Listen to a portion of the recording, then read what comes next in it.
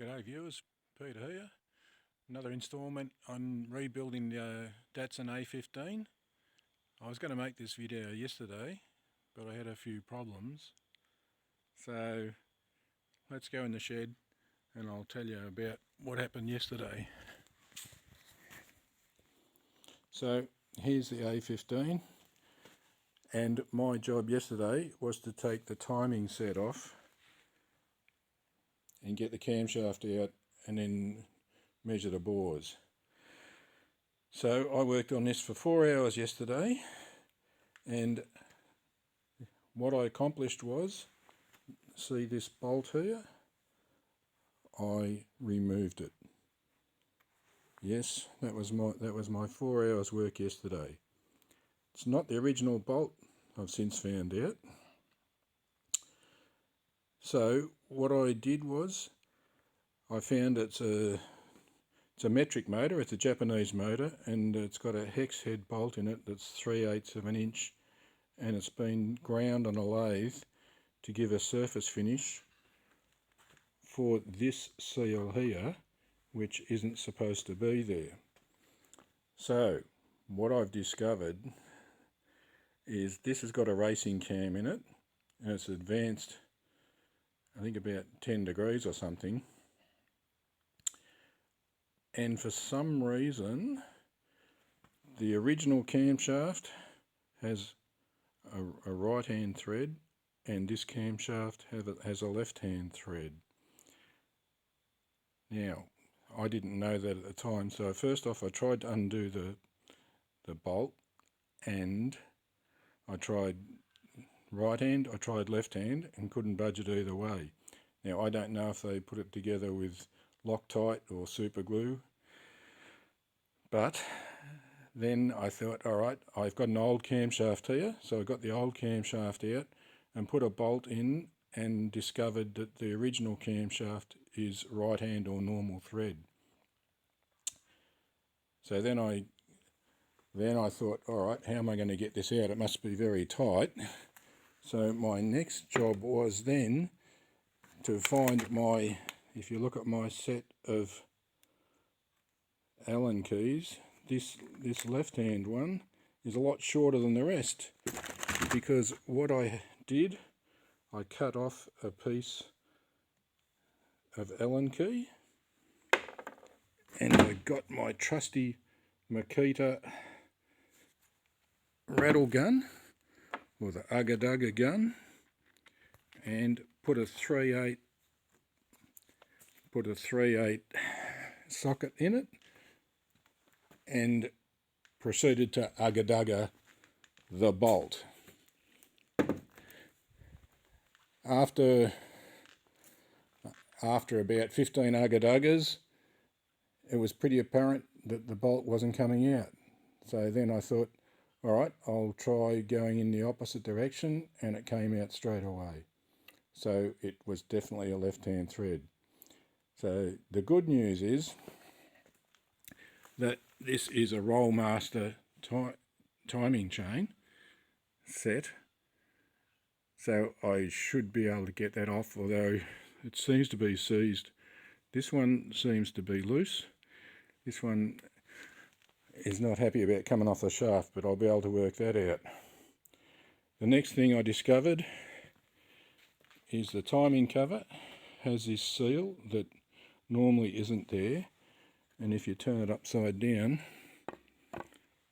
you can see it's had this curious piece welded on, and it's not clear to me why that seal needs to be there, but it is.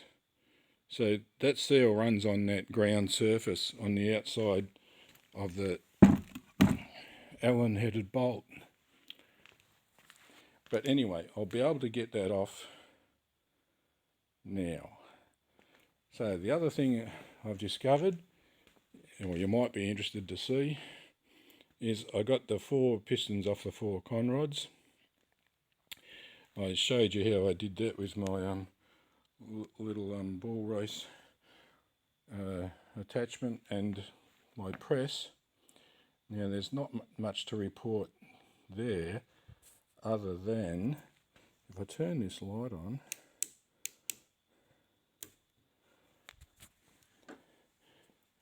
this is the #1 piston, and really isn't she beautiful. Now I don't know if you can see, it's not customary to see daylight through the piston. And the other thing, I don't know if you can see where the blowhole is. Well, yeah, I can't hold enough, can I?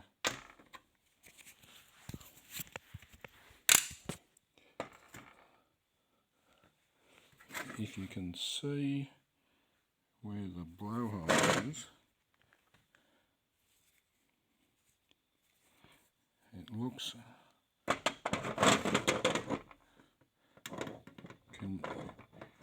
can you see where the blowhole is? And then if I put the conrod in, see the conrod? It's got aluminium disposition. It's like spray welding actually. As you can see, it's molten aluminium has been spraying in there. And I'm not sure if I can get that off, but I'm thinking with a knife.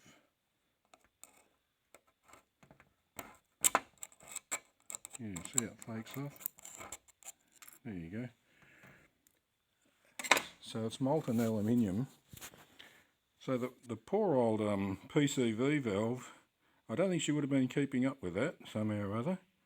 So that will be, I think the rod's going to be okay. I've got to check some more things.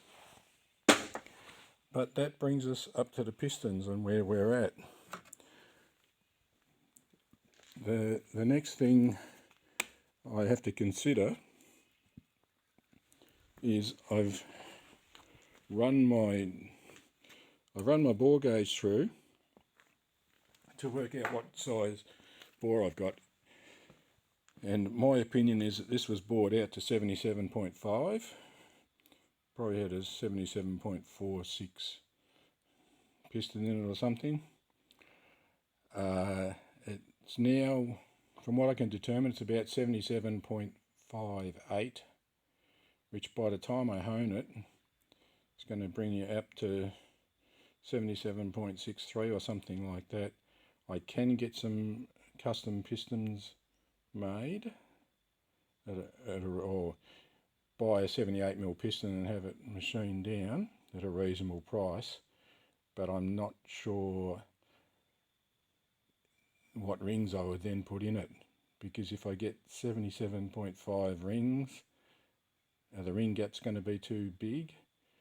If there's any people out there that are smarter than me, you can leave a comment below, because the rings I'm considering either is 77.5 or 78, and the reason I'm contemplating all this, because I'm getting to the point where I've got to spend money. At the moment I haven't spent $1 yet. Now I don't want to buy pistons or rings or bearings until I have some confidence that this motor can be rebuilt. So that's where we're up to at the moment. It's getting to the point where I'm going to have to spend money. So until I get further information and make these decisions, that's the end of this video. So I'll keep you fellas up to date. So hooroo.